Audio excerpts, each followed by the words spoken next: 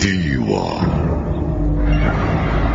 pagsaksi sa mga pangyayaring hindi mo sukat akalain.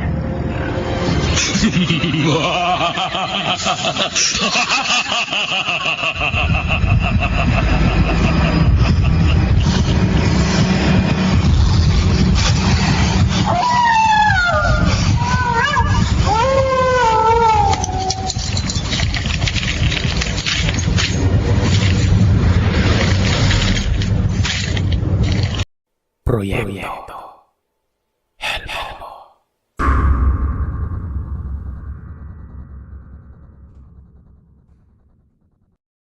Mapagpalang araw sa inyo, Sir Seth. Tawagin niyo na lamang po ako sa pangalang Oliver. Isang tanod. Balik kakaiba po itong aming lugar dahil hindi lamang mga tao ang may masasamang hangarin ang binabantayan namin dito sa aming baryo. Maniwala po kayo o sa hindi, binabantayan din namin ng mga masasamang elemento na may balak mambiktima ng mga inosenteng tao.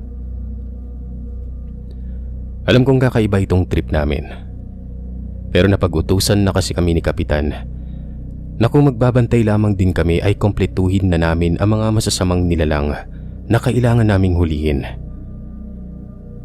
Kaya tuloy karamihan sa kasamahan kong tanod ay hindi lang magaling humabol ng mga snatcher at bumugbog ng mga masasamang tao. Kami din ay rumoronda sa daan para bigyang babala ang mga kabataan sa bawat engkanto o laman lupa na nais makipagligawan sa kalsada para dalhin sa kanilang mundo. Hindi lamang yon, nanguhuli din kami ng mga totoong aswang dahil may alam din kami kung paano sila masupil. Lalo na't ang ama ng aming barangay ay isang kilalang antingero at albularyo. Hihingi lang sana ako ng paumanin kung medyo napahaba ang pagsasalaysay ko ng tungkol sa trabaho ko. Ang ibabahagi ko kasing kwento ay ang naging karanasan ko noong ako'y isang hamak na binatilyo pa lamang. Dekada 90, nang makaranas ako ng kababalaghan tungkol sa mga aswang. Binatilyo na ako at naging katuwang ng aking ama sa pagtatrabaho sa bukid. Nagsisimula kaming magsakas sa umaga at natatapos naman sa gabi.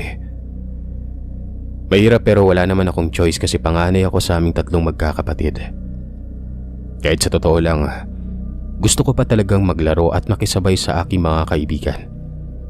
Ay may obligasyon pa rin naman ako sa aking mga magulang na mahirap talikuran. Isa pa, palagi akong pinapaalalahanan ni tatay noon tungkol sa pakikipagbarkada at paggagala sa labas ng aming bahay. Masyado raw delikado. Bilang isang taga-baryo, marami na akong narinig na kwento tungkol sa mga aswang at iba pang nilalang na likas sa dilim. Mahirap man aminin, kakilala ko pa nga ang isa na hindi ko aakalaing merong ganong katangian. Isang uri ng katangiang akala ko ay normal pero dapat palang katakutan. Binatilyo pa lamang kami. Magkaibigan na kami ni Emil. Itinuturing ko siyang pinakamalapit kong kababata. Hindi kami halos naghihiwalay at palagi kaming hindi nauubusan ng mga kwento kapag magkasama kami. Paboritong gawain namin noon ay ang manirador sa kagubatan. Maraming pugad kung saan kinukuha namin ang mga munting ibon nun. Niluluto din kung saan namin ito nakuha. Bonus na lamang kung may itlog dahil naidadala ko pa ito sa bahay at naipapakain sa nakakabata akong mga kapatid. Naging dahilan ng pagsama ko kay Emil sa kagubatan ang madalas akong sermonan ng aking mga magulang. Ilang beses na umano nila akong pinagsabihang huwag makipagbarkada. Mariin kong tinatanggi ang mga yon dahil para sa akin na hindi ko naman kabarkada si Emil.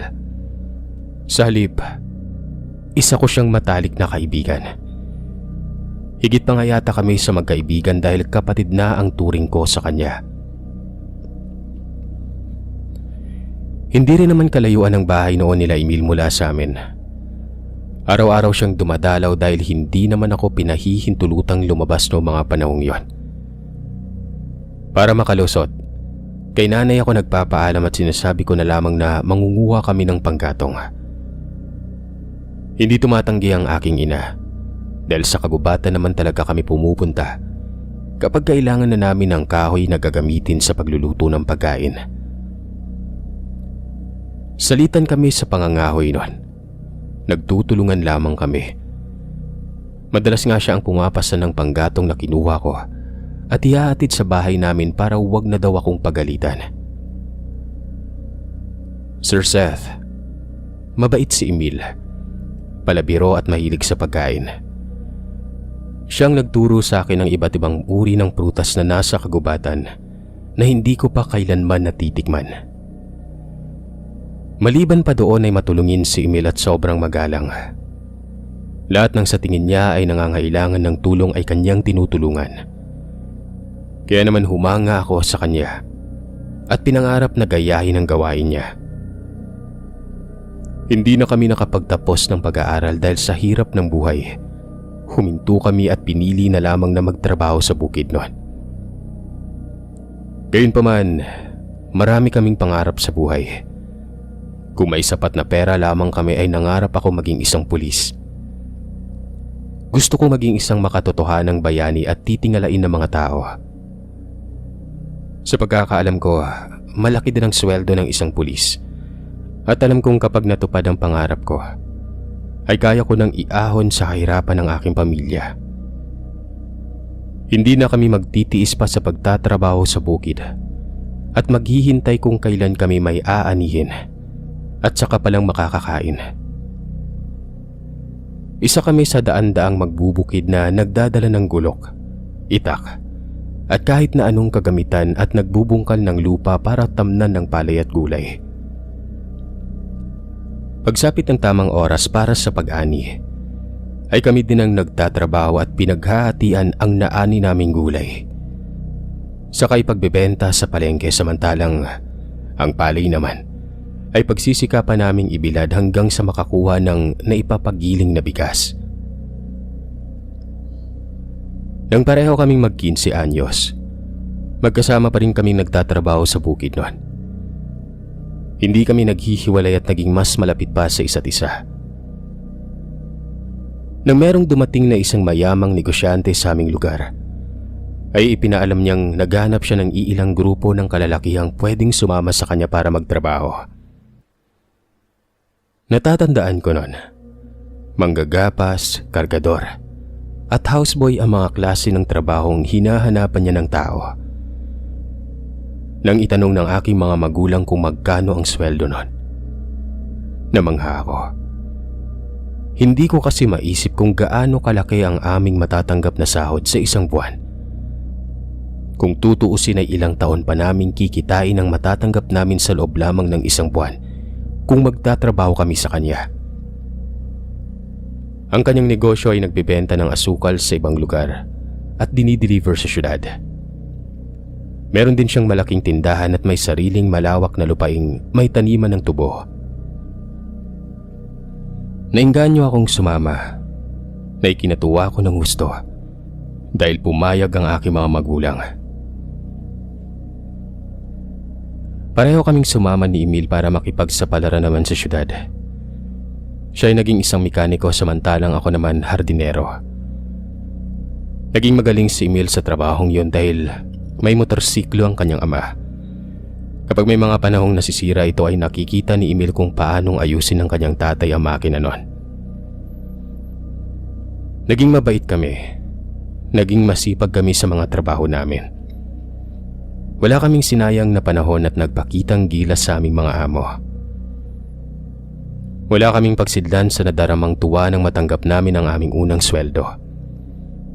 Kung ano-anong plano ang sumagi sa isip ni Emil tungkol sa paggagala nun at pagbili ng kahit na anong material na bagay. Pero nang matanggap ko ang aking sahod, ay inalala ko pa din ang aking pamilya. Naisip kong hatiin ang sweldo at ipadala sa kanila ang kalahati samantalang nasa akin naman ang kalahati nun. Tuwang-tuwa ako kapag naaalala ko ang panahong yun, Sir Seth. Maaari na kasi kaming bumili ng mga pangangailangan namin sa aming mga sarili. Dati kasi nung nasa bukid pa kami, hindi man lamang ako nagkaroon ng kahit bagong brief dahil sa sobrang kahirapan namin nun. Ang tsinelas na suot ko na magtrabaho dito sa aming amo ay putol na at kinabitan ko na lamang ng alambre. Nakatikim ako ng mabangong shampoo pagkatapos ng sahod nun. Bagong damit, tsinelas. Nagtagal kami at inabot ng 3 taon sa aming amo na si Enrico. Kalahating Pinoy at kalahating Espanyol ang lalaking ito. Mabait, pero biyudo. Ang kasama niya lang sa bahay maliban sa amin ay ang nakababata niyang kapatid na si Ma'am Erlinda na isa namang matandang dalaga. Nung wala pa kami sa poder nila ay dadalawa lamang silang magkaharap buong araw at gabi. Kaya naman nang pakiusapan kami ni Ma'am Erlinda na huwag nang sumali sa panggagapas at manatili na lamang sa kanilang bahay. Hindi kami tumanggi. Bukod pa sa libre na lahat ng pangangailangan namin ay mas tinaasan pa niya ang sahod. May day off pa kami tuwing linggo at nakakapamasyal dahil malapit lang din naman sila sa Kabiasnan. Kahit pa hindi ito ang talagang sentro. Marami na ring magagandang lugar na pasyalan sa bandang lugar nila. Nga lang, usap-usapan pa rin sa amin na nagkalat pa rin umano ang aswang at iba pang mapapangis na elemento sa nasabing lugar na yon. Hindi naman ako natatakot dahil kahit naniniwala ako sa mga ganitong uri ng nilalang ay wala pa naman talaga akong nakikitang kahit na isa sa mga uri nila.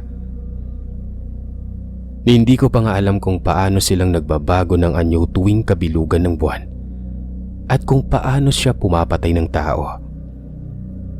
Basta ang haka-haka ng iba ay nanlilin lang umano ang mga taong may kakayahang maging aswang kapag nakatingala sa maliwanag at bilog na buwan habang nagpapahid ng langis sa kanilang buong katawan. Ayon sa mga matatanda, maraming uri ang aswang. Yung sadyang pinanganak sa lipi nila ay may kakayahang magpalit ng anyo para malansi ang kanilang mga biktima. Tinatawag silang abat o ungo sa Bisaya. May iba naman na nag-aaral ng mga itim na mahika, nag-uusal ng orasyon, nagpapahid ng langis sa katawan, o hindi kaya ay lumulunok ng mutya o maliit na batong itim o puti para makapagpalit ng anyo bilang halimaw o hayop. Sila naman yung mga aswang na nagmula sa kapangyarihan ng mangkukulam at naggagawang maging aswang bilang pagtanggap sa kapangyarihang ibinigay sa kanila ng itim nilang Panginoon. Bilang pag-iwas, hindi na rin naman ako lumalabas sa tuwing gabi sa takot na baka bigla na lamang akong may makasagupang kagaya nila. Dagitin para lantakan sa kahit na saang lugar nila naising magpunta. Samantalang si Emil naman, siyang kabaliktaran ko. Mahilig siyang gumala at inaabot pa ng gabi sa kalsada. Sinasaway ko siya pero ayaw niya namang makinig sa akin noon. Bago pa lamang kami sa bahay ni Sir Enrico, ay may napapansin na itong si Emil. May naririnig umano siyang gumagapang at nangangalmot sa bubong. O hindi kaya ay may naririnig siyang kampay ng malalaking pakpak sa labas ng bintana. Minsan ko nang tinanong si Emil kung pamilyar ba siya sa mga aswang. Pero sabi niya ay wala naman daw siyang alam tungkol sa mga bagay na yon. Ang lagi ko lang naririnig sa kanya, may mga kakatuwang bagay daw na ginagawa si Sir Enrico na tanging siya lang ang nakakapansin. Tinanong ko si Emil kung ano ang mga yon. Natatandaan ko, sinabi niya sa akin na kahit ano ang mangyari, wag na wag ko umanong ipapaalam kahit kanino ang mga nalalaman ko. dahil baka malaman ito ng aming amo at maging dahilan para mapatalsik kami sa trabaho. Tumango lamang ako saka hinayaan siyang magkwento. Madalas niya umanong makitang nagpupunta sa lumang bodega si Sir Enrico. Nagpapahi dito ng langis sa kanyang buong katawan. Ilang beses na umano niyang nakitang lalabas si Sir Enrico sa bodega. Nang iba na ang anyo. May dugo ang bibig, mahabang kuko at dila, pati buhok. Saka nagugutom na mukha. Para bang nakahanda itong lumantak anumang oras niyang naisin nun. Hindi ko tuloy maiwasang kilabutan dahil sa kanyang sinabi. Tingin ko kasi ay gumagawa lamang ng kwento si Emil at ang nananahimik pa naming amo ang kanyang napagdiskitahan. Tingin ko naman ay disente si Sir Enrico. Mabait at tahimik na tao. Matangos ang ilong, maputi ang kutis. Ang bigote nito sa mukha ay dumadagdag sa kagwapuan nito. Ang nakapagtataka lang, hindi lumalabas ng silid niya si Sir Enrico. Palagi itong nagkukulong sa loob ng kanyang kwarto at hinahatdan lang namin ng pagkain. Nung una namin siyang makilala, hindi naman siya ganoon kaya naging isang malaking palaisipan sa amin. Ang ginawa niyang pagkukulong na para bang itinakwil niya ang lahat ng tao sa paligid niya. Si Emil ang natasang umalalay sa lahat ng pangangailangan ni Sir Enrico. Nang minsang buksan ni Emil ang pinto ng silid ni Sir Enrico nun, ay nakita kong madilim sa loob. Hindi naman daw mabuksan ni Emil ang bintana dahil sumasakit umano ang mata ng aming amo sa liwanag ng sikat ng araw. Ayon pa kay Emil, palagi siyang pinaninindigan ng mga balahibo sa tuwing iniaabot niya sa aming among lalaki ang pagkain nito. Mahaba umano ang mga kuko ng lalaking iyon. Maputla, nanginginig. Higit sa lahat ay nakakatakot umano ang malat ng boses nito. Mabuti na lang, hindi ko pa nararanasang paliguan ng lalaki kagaya ng ginagawa ni Emil sa aming amo. Kapag nagkataon, baka himatayin ako sa takot at ayaw kong mangyari yon.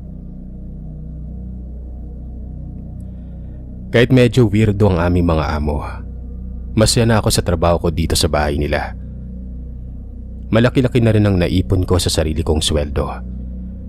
Bukod pa sa naipapadala ko sa aking pamilya. Sa katunayan ay may naipatayong maliit na sari-sari store ang aking nanay na siyang pinagkukuhanan namin ng lahat ng pangangailangan nila sa bahay. Ang kita naman ay nagagastos din sa pag-aaral ng dalawa kong nakababatang kapatid at naipambibili pa nila ng pagkain.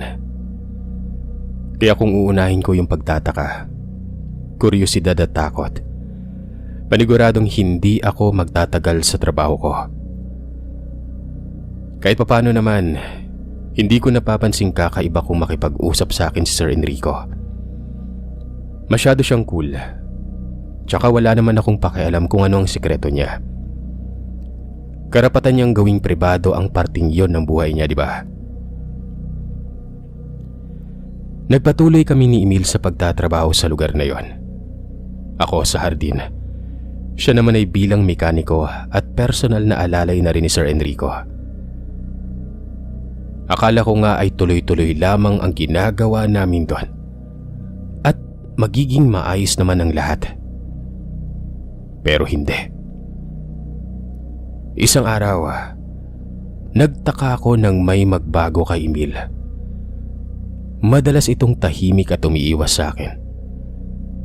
Natanong ko tuloy sa sarili ko kung may nagawa ba akong mali para magalit siya sa akin noon. Kapag tinatangka ko makipag-usap sa kanya, hindi niya ako sinasagot at agad siyang umaalis. Magkaibigan kaming matalik at hindi ko kayang wag siyang kausapin ng matagal.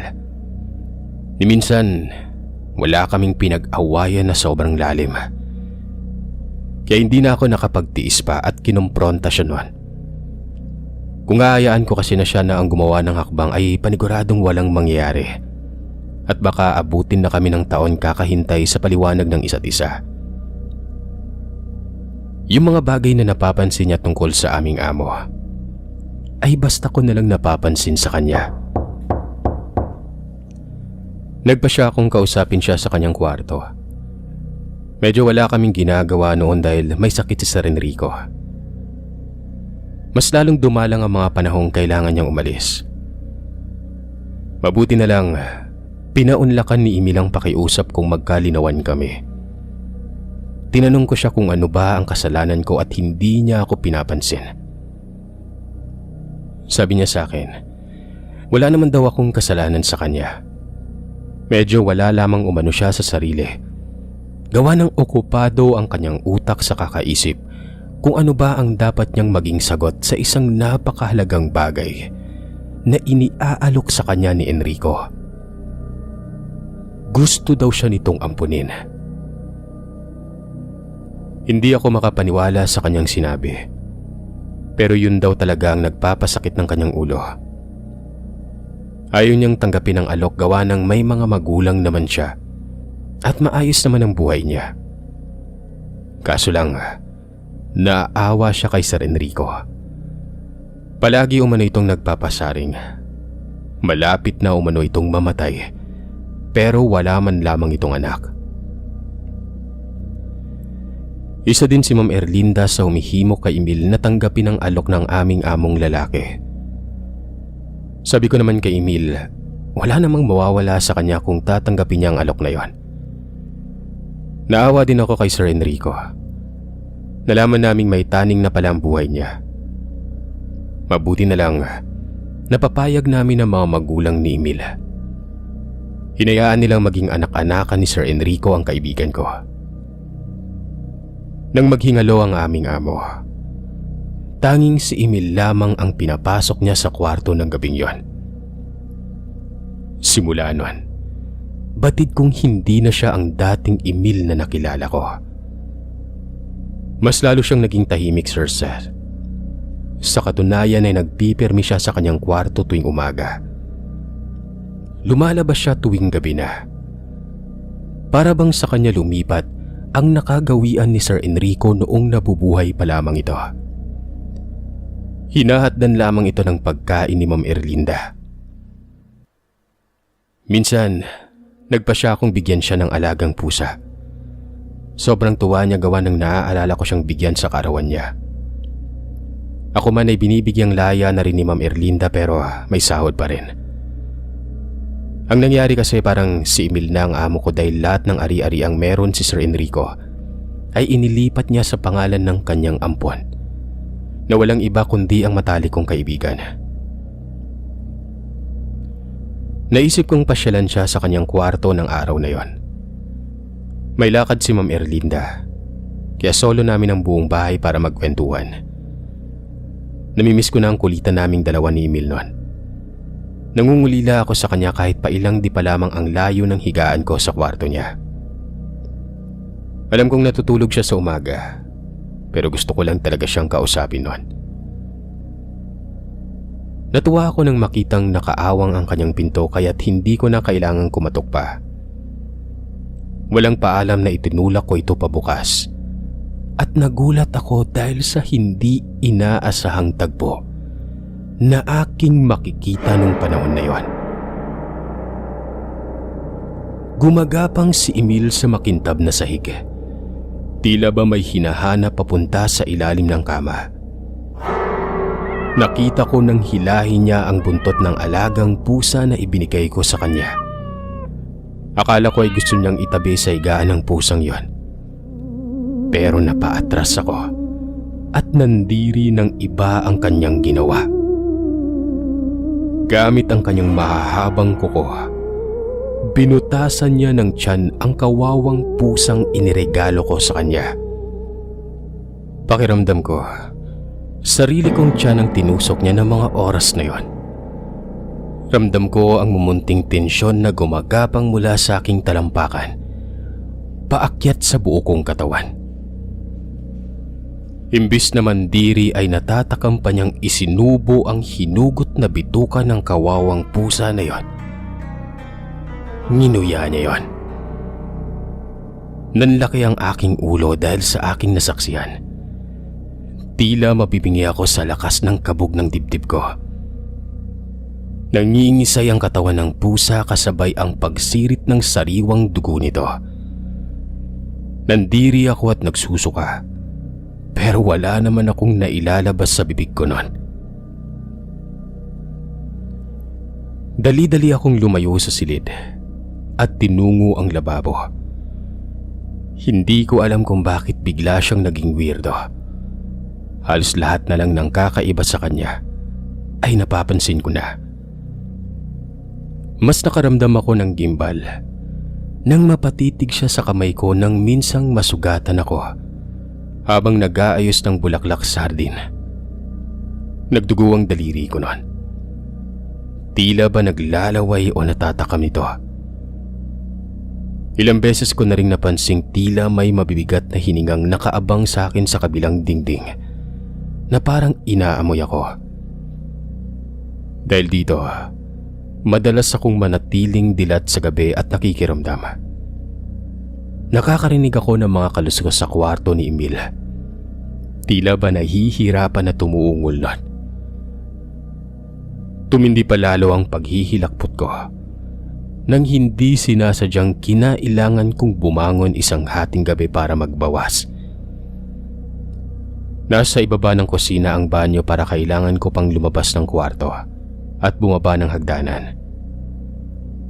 Nang humahakbang ako papuntang kusina, napalingon ako sa balkonahe. Napakunot noon nang mapansing bukas ang main door.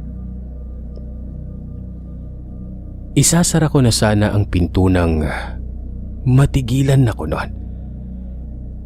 Kitang-kita ko ang pagtuwad ni Emil habang nakatingala ang kanyang mukha sa maliwanag at bilog na buwan.